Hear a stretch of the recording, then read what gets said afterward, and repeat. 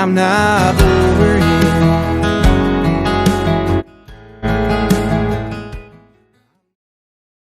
What's good, y'all? It's your boy Mario back at with the video. So today we're checking out Wilt Chamberlain, greatest prospect in basketball history, pre-NBA highlights. Wilt Chamberlain came to the league dominating, and in my opinion, he's the most dominant player in NBA history. I know people gonna say Shaq. I get why people say Shaq. Both of them are the most dominant players in NBA history, but if I have to go with Shaq or Wilt, I'll probably say Wilt. So yeah, today I wanted to check this out right here. As you can see from what it looks like, he's on the field. Like I said before, he's a great athlete. Did track, did volleyball. It's just ridiculous how he did all those sports and he can move at his size at 7'1". So today we're gonna dive on into this video. But before we dive on in, make sure I give this video a thumbs up too. If you're new to the channel, subscribe to your boy. So let's dive on in. The love of track and field, which was my natural and first sport, that was the thing I wanted to do most.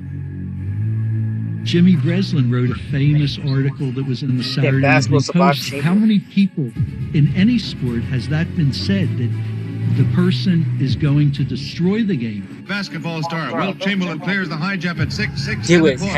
The legend grew at the University of Kansas.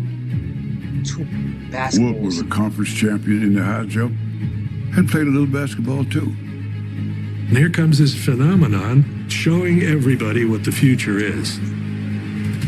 He was just a teenager, but he was already a huge star.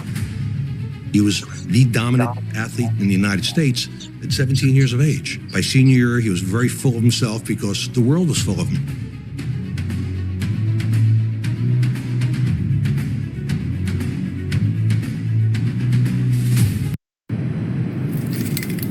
And shoot, jump shot. I like how too with Wilt Chamberlain, the fact that he's taking jumpers, everything. Like it goes to show, like he was a skilled player at his size. I feel like if he was just, bulldozing people, like going to the lane every time, I feel like people would look at him a little different. Like, hey, of course he's gonna do that because he's big. You know what I'm saying? So, yeah.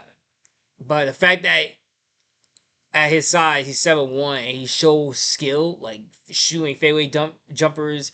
He has a little jump shot, as you see in that clip. So, yeah, man, he was great. Record sellout throngs turned out to watch the widely heralded Chamberlain. Every time you opened up the paper, you would read something about Wilt Chamberlain. He was changing how basketball games were played in the mid-50s. Stylistically, he was unprecedented. There was nobody who was like Wilt. This was the first real athlete, 7 feet and above. In his 3 seasons at Overbrook, Wilt lost just 3 games and rewrote the record books. One game, he scored 90 points. It was unreal. It's impossible to describe. There was no way of stopping him. In our gym, he could run the length of the gym in 4 or 5 steps and dunk the ball. He scored 90 points in 28 minutes in the high school game and he had 15 points in 1 minute. With Wilt, Overbrook won 3 public. He had 15 points in 1 minute. Hold on, let me go back. My bad. Did he just say he just dropped 90 points in 28 minutes? 15 points in 1 minute. With Wilt, Overbrook. In our gym, he could run the length of the gym in 4 or 5 steps and dunk the ball. He scored 90 points in 28 minutes in the high school game and he had 15 points in 1 minute. With Wilt, Overbrook won 3 public school championships and 2 all-city championships. In 1953, he led his Christian Street Y team to the YMCA National Championship. Wilt was fast becoming a national phenomenon. And in 10 minutes, I scored like 62 points. And now 62 points in 10 minutes, I laugh about it because Jesus, That's a lot of points. That's a lot of time getting up and down the court, especially when the team you're playing against is trying to freeze the ball. We would play a team like Oklahoma State, and they might pass the ball 40, 45 times before they'd attempt a shot, realizing that anytime you ran with the team that Wilt was on, that you're probably going to get blown out pretty good. The other coaches around the country said that we're going to play Kansas and we're going to play Wilt Chamberlain. We're going to have to find out some way to stop this guy from scoring points. When he came to Kansas, the rumor got out and scared the daylights out of everybody in the country. They said he could stand at the free throw line and just leap and stop, which under the old rules would have been legal. Wilt was taking 2 steps back from the free throw line, then taking 2 long strides, taking off from the back of the line, and then dunking the ball. That would have been his free throw. So that rule was changed. The ball had to hit the rim before you could cross the line. Wilt felt like he's being legislated against, which he was.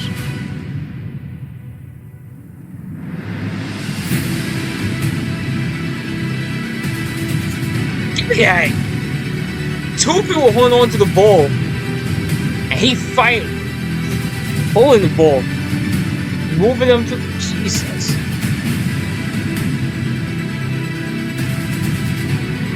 He was so big and so overwhelming that nobody could ever deal with him on a basketball court. I came to the NBA as a defensive player. I used to like to go up and grab balls around the air. So everyone was afraid of my defensive game, more so than my scoring game.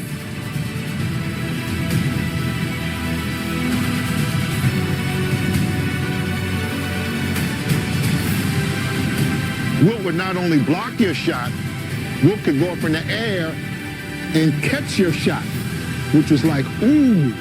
Wilt was frustrated with opponents slowing down the game and pounding him physically. More contact was allowed against Wilt because he was big enough, he was supposed to be able to handle that and still play his game. He used to wear knee pads on his shins. People say, why do you wear them down there? You don't protect your knees. He says, I have to have them down there to protect my shins when I'm rebounding because the elbows hit me in the shins. One night at Missouri, I went in after the game, and there were teeth marks in his right forearm. Somebody bit the young man. He took a terrible physical pounding. It was not an interesting game for him, the way people played him.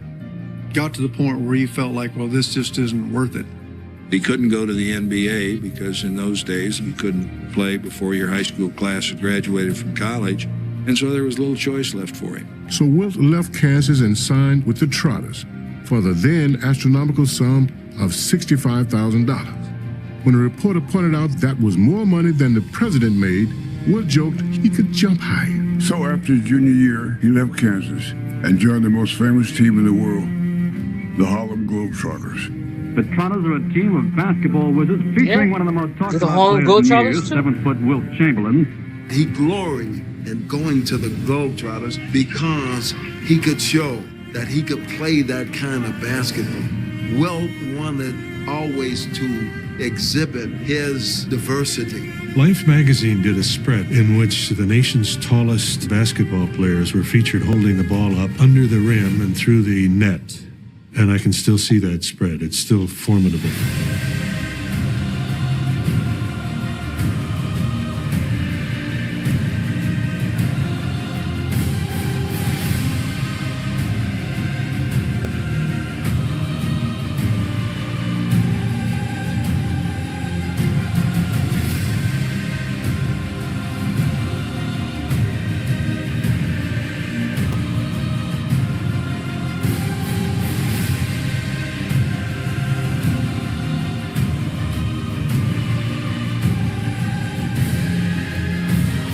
You know, basketball fans are waiting to see how you're going to do in the NBA, especially against players of great capabilities, fellows like Bill Russell, for instance, of the Boston Celtics.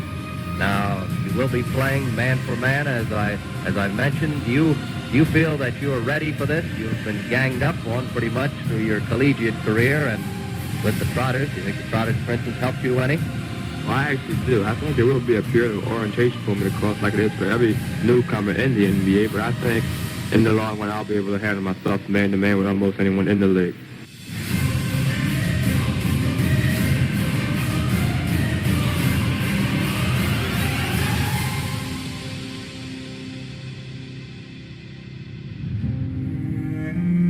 Coach Bog Allen calls Chamberlain already one of the greatest players I've ever seen.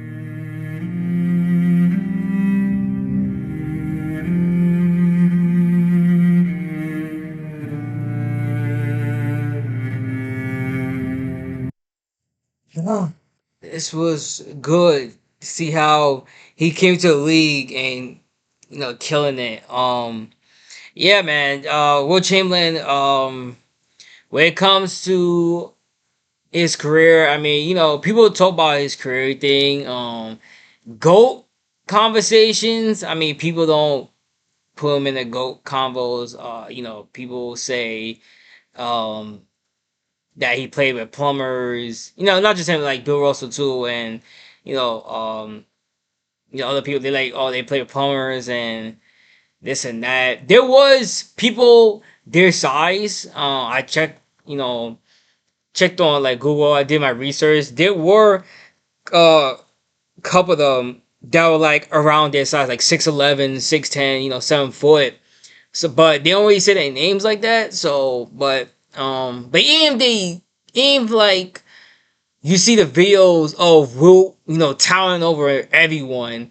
I mean, again, like whose fault is that? You know what I'm saying? So, I mean, I get it, but hey, he still plays. Like, whose fault is that? Like, even if you had somebody, 7 foot, you know what I'm saying? He's still a great athlete that he's gonna pass by them. Man did a 4.4. Bro, like, it's just ridiculous. Like, he's so ahead of his time and he's a great athlete. Like, you don't see people like him like going around, you know what I'm saying? So it's just crazy how, you say his name and you give him praise, but like there's times where it's like people like certain stories I hear, it's just like, okay, like I don't believe certain things, but at the end of the day, like, you hear like he's a great athlete, you see footage, you see stuff that he's done, so yeah, it's just like, he was great, man. He was really good. But, this was a great video. Definitely subscribe to Foosball Sports. Let me know down in the comments what your thoughts on Wilt Chamberlain and where do you have him in your top 10? Or is he in your top 10 or is he in the GOAT category? Is he top 5 to you? Let me know down in the comments. Where do you rank Wilt Chamberlain? And let me know down in the comments too what y'all want to see next. If you're new to the channel, subscribe to the boy. Have a good day. Stay safe. I'll see y'all next video.